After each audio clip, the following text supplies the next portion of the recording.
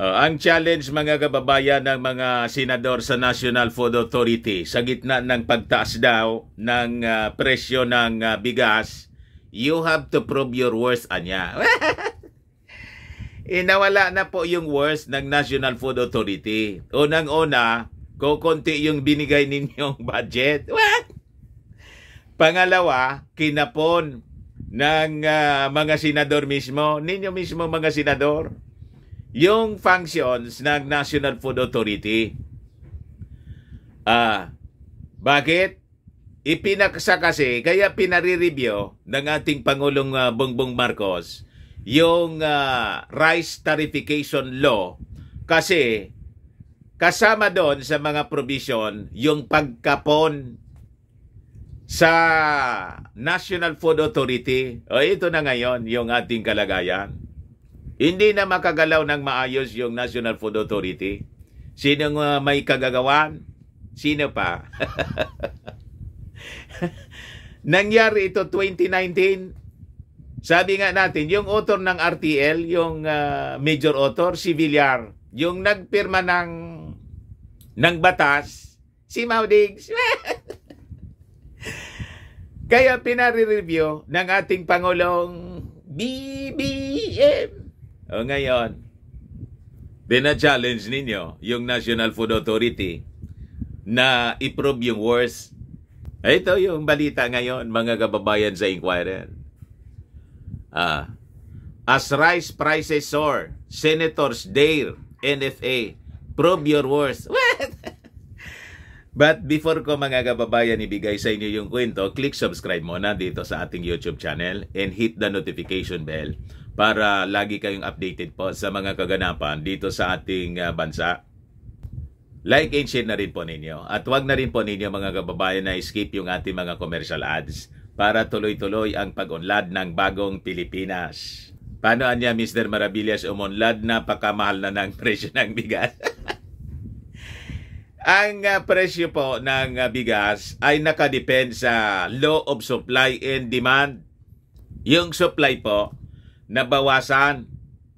Pero sabi ng ating Pangulong Bongbong Marcos, mag-stabilize niya siya in the coming weeks. Kasi po,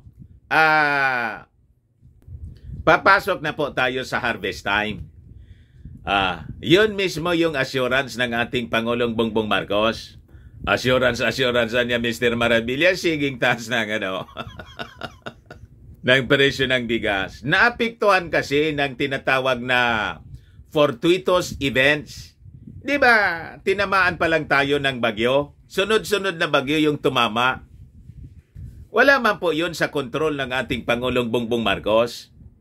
Kaya nga, sabi niya, to augment the stocks, i-allow niya yung importation kasi na-destroy yung ating mga pananim.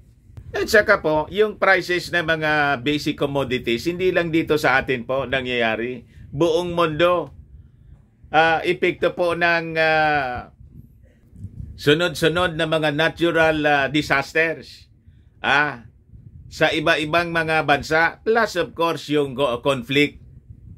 Yung mga digmaan tulad ng Russia and Ukraine war. And syempre, the looming El Nino, nagpapasiguro rin yung ibang mga suppliers nating mga bansa. Hinold nila yung pag-i-export ng kanilang mga pagkain tulad ng bigas. Pero syempre rito, may mga price manipulation pa rin na nangyayari. Kaya nga po, sabi ng ating Pangulong Bongbong Marcos, nag-utos na siya sa mga authorities na closely i-monitor po yung presyo ng mga basic commodities tulad ng bigas. So sabi rito mga kababayan sa balita, as a farmers group called for the abolition of the National Food Authority over its supposed preference for rice imports, two senators on Monday challenged the agency to prove its worth by helping farmers in buying their produce at higher prices. Paano makakabili ng palay yung National Food Authority? Binawasan ng pondo po ng gobyerno. Di ba kayo yung nagbibigay ng budget yan? So sabi rito, if the National Food Authority is filling up its buffer stock with imported rice, then it has a lot of explaining to do. If NFA really turns out to be an agency that cannot fulfill its role, then I am open to the idea of abolishing it. Sabi po ni Senate Minority Leader Aquilino Pimentel III. What? Ba't ninyo i-abolish yan? Ang gawin po ninyo, pakinggan ninyo yung sinabi ng ating Pangulong Bongbong Marcos. I-review ninyo yung rice tarification law. Kasi yun nangyari, under the RTL, ayon, yung functions ng National Food Authority, binawasan. Pati yung pamibili nila ng mga palay from the farmers, naapektuhan, kinapon po ng batas. Sino nagpasa niyan kung hindi kayo sa Congress, sa Senado? Senator Francis Escudero, a member of the Senate Committee on Agriculture, also called on the National Food Authority to belie reports. It has become useless and ineffective. It is basically a statement that the NFA niya has become inutil, in that the government is simply relying on imports without investing enough on agriculture with a view of increasing production and thereby providing food security for our country. Alam na natin itong mga ganitong statement po ninyo, mga senador. Gusto lang ninyo na ipahiya na naman yung ating Pangulong Bongbong Marcos. Pero yung RTL, ang nagpasa kayo. Di ba? Ang author si Cynthia Villar. So sabi niya rito, I think the farmers group call for the abolition of the National Food Authority is their way of saying that it is useless anyway. So, why not just abolish it? Ganon. Mala. Ano nangyari doon sa ginawa ng mga previous administrations? Yung OPSF, pina-abolish ng mga dilawan, mga kababayan na mga legislators, nakinig sa mga militants. Yung OPSF po, remember? Abolish kayo ng abolish. Kasi wala daw silbi. Laging tumataas yung presyo ng gasolina. Yung oil, yung OPSF po, ang ibig sabihin, Oil Price Stabilization Fund. Ngayon, gustong ibalik ni Congressman Erwin Tulfo. Ibalik uli yung OPSF, mga kababayan. Kasi, hindi man nangyari yung deregulation. Yung epekto ng deregulation, mga kababayan, nagsabuatan man lang yung mga big oil companies. You see? Yun din ang mangyayari dito. Pag totally inabolish yung National Food Authority, magpipiesta yung mga negosyante. Di ba? Ang gawin ninyo is strengthen ninyo yung National Food Authority. Dagdagan ninyo yung budget para sa pagbili ng palay at ibalik ninyo yung dating functions ng National Food Authority. Noong yung NFA, hindi lang bigas yung binibenta nila. Pati yung other basic commodities. At naglilibot sila, mga kababayan, sa mga barangay. Selling cheap commodities. Ganito mga sabotahe po ito.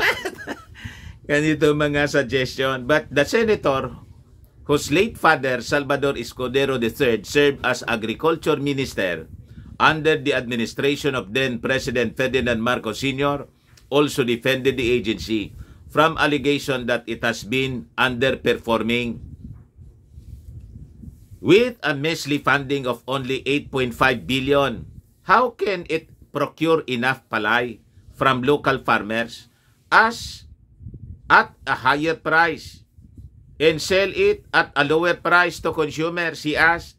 Gano'n naman pala. So alam naman ninyo kung ano yung problema ng National Food Authority. Instead of studying its abolition, Congress may need to revisit Presidential Decree Number 4, the NFA's charter, Escudero said, adding, I believe that what is really needed is to strengthen the power and capacity of the National Food Authority to do its mandate. Yun naman pala. O ba't hindi ninyo gawin agad-agad yung re-review ng charter ng National Food Authority at yung dating functions niya na tinanggal under the RTL, bakit hindi ninyo ibalik para maging effective yung National Food Authority sa kanilang mandato? Kayo mismo sa Congress yung nagkapon sa National Food Authority, pagkatapos ituturo ninyo.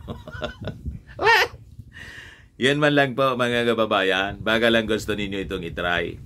Firmax Firming and Lifting Cream, pinapahid po sa mga pulses and affected area. Mahinan po sa paninigas na mga kaso-kasuan. Ito naman po, Automax Radiant Serum. Sa mukha naman yung application. Anti-aging po siya. You will look 10 years younger than your age. Sa mga cancer patients naman po, baka lang gusto niyo itong itry.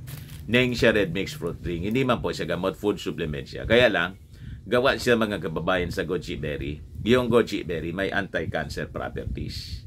Ayos, yung mga inquiries ninyo, dumiretso na lang kayo sa aming messenger sa Facebook para masagot namin agad. Ako po si Dante Maravillas. Bye-bye. God bless.